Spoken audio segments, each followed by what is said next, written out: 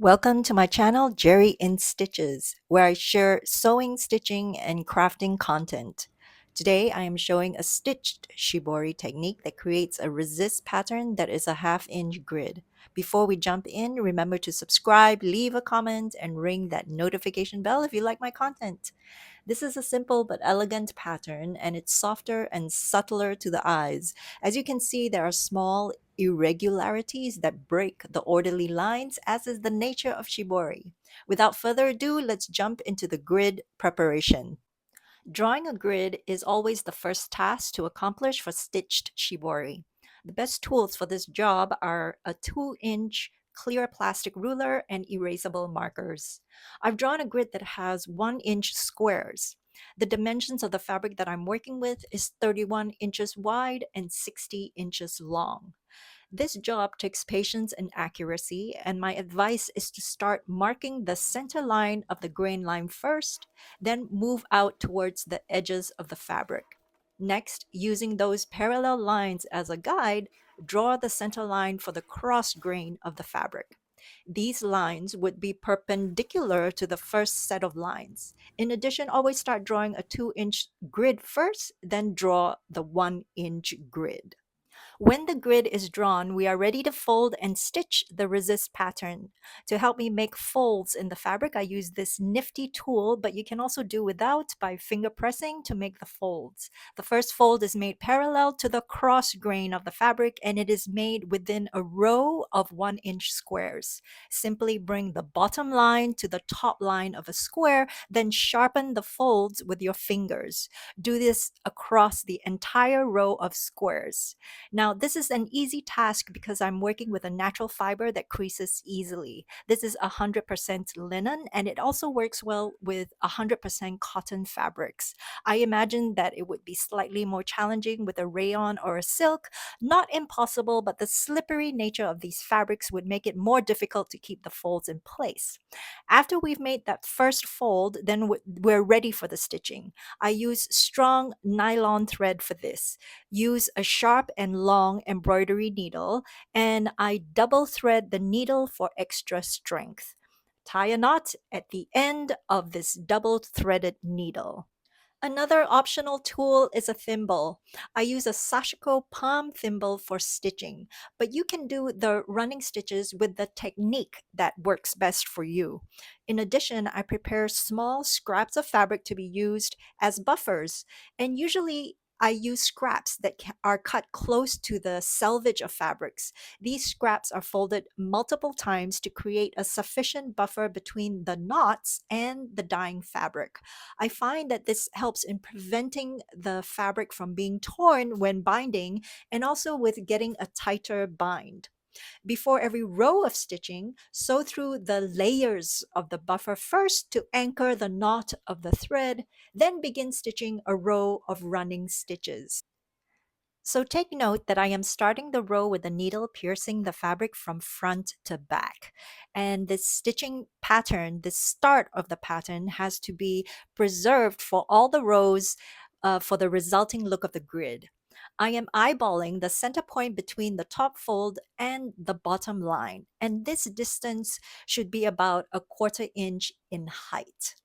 That means that the stitches are positioned right in the middle of this half-inch fold, and each stitch is going to be a half-inch wide. Now, as I stitch along this row, I am simply eyeballing the half-inch width of the stitch, and the guiding lines are the 1-inch grid, which means that I am eyeballing the center between the two vertical lines as I stitch. Keep this pattern of stitching throughout.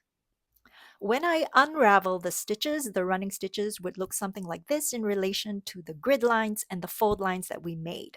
Stitch all the way to the end of the row, and this is how I finish off each stitching row. Basically, end of the way that we started, which is to stitch through a folded buffer, then tie a knot. Cut off the thread, and we're ready to begin row number 2. The second row requires a different set of lines to be drawn for the folds to happen. This means that we can take out our ruler and in the immediate row of 1 inch squares on the top, draw in a midline between the top and bottom line of the row of squares. This means that the dividing line is a ½ inch distance from the top line and the bottom line of this 1 inch square row. Then draw a second line for the next row of squares, doing the exact same thing, dividing the 1 inch square with a midline horizontally. These are the two additional lines that we have drawn to make the second fold. So take the first line that we just drew to meet the second line, fold all the way across, and then we're ready to stitch the second row of running stitches in the exact same way that we accomplished the first. This is what it looks like after folding the second row, and instead of using another buffer to start the second row, I am using the same buffer as the first. This would help with binding later, as we are always binding in pairs of stitching rows. And it also organizes the folding and stitching pattern of rows into pairs, because basically we're going to be alternating the folding pattern, the first row according to the original 1 inch grid lines, and the second row with the new lines drawn between two rows of following squares. Now, take note that the stitching pattern is stacked directly on top of the first, and this would continue for the whole height of the fabric. What I mean is that the stitches of the second row correspond to the position of the stitches with the one before it. If we start each row by piercing the needle through from front to back, then we will end up with this parallel stacking pattern of stitches between the rows. When I end off this second row of stitching, the needle is sent through the same buffer as the first as well. Tie the knot to secure it. Take a minute to see clearly the pattern of stitching for these two rows, because this is the exact same thing that we would be doing for the rest of the rows in the fabric. As I've said before, the third row will be folded on the original 1 inch grid lines, and then the fourth row will have to be folded on new midlines drawn between two rows of squares. Now, you can choose to draw lines, fold, and stitch as you go as one way of working, or once you've understood where the new grid lines have to be drawn, you can go ahead and draw in all the additional new lines before folding and stitching. If the second option is appealing to you, then take note that the grid lines will look like this. After a square row of original 1 inch grid lines, draw in midlines for two subsequent rows of squares. Then leave a row empty of squares as is, then draw in midlines for two rows of squares again. Keep repeating this until you get to the other end of the fabric. The advantage of working this way is that you get all the lines drawn first, then you can just focus on the folding and stitching. But one way is not better than the other. It just depends on your preference. When all the rows have been folded and stitched, then the whole fabric would look something like this. The height of it would have been reduced to about 1/3 of the original. And I want to zoom in on the folds to show that the stitches are holding 3 layers of fabric folds together. Let's zoom back out so that you can see how uniform the stitches are and how all of them are positioned one on top of the other. When all the folding and stitching are done, then we're ready to start binding the fabric. The first thing to do is to put on some protective gloves, and what I like to do is to pull on two rows of stitching at once. You will notice that the binding creates more folds, this time in a perpendicular direction to the ones we did from before. In order to bind the fabric properly, tie knots in each row. This is why I work with double threads, because it gives me the option to tie knots for each single individual row. At the same time, binding in pairs gives the additional option to tie the knots between the two rows if additional security is required. After the first two rows are bound and tied, I find it very helpful to pull on all the threads of the entire fabric first before tying knots.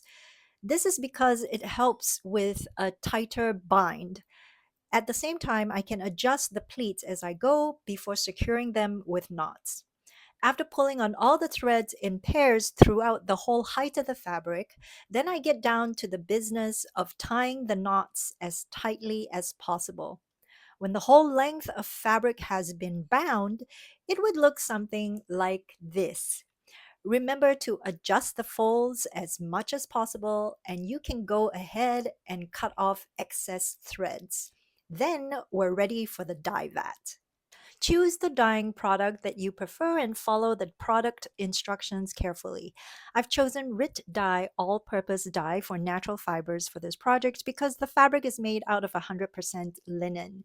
And I always prefer the stovetop method when dyeing with this product, even though it can be done in other ways. And I always use the RIT Color Stay dye fixative immediately after dyeing to minimize color bleeding and to enhance the vibrance of the dye. You don't see me do this in this video, but it's key for successful dyeing with RIT dyes. The next portion of the dyeing process is my absolute favorite because we get to unbind the fabric and reveal the results of all the hard work that we've put into this. The good thing about using buffers is that it makes it easier to locate where the knots are. When I undo the knots with a seam ripper, I am careful not to tear or rip into the fabric. We only have to undo the knots on one side of the fabric, and then the stitches can be carefully released by pulling on the fabric and unraveling the folds. Undoubtedly, this is the most breathtaking and gratifying part of stitched shibori because it's like allowing beauty to unfold before my eyes.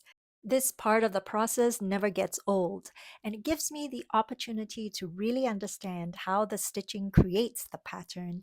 And this gives me information on how to correct possible mistakes or how to refine the technique in the future. As you can see, this pattern of stitching creates a half-inch grid.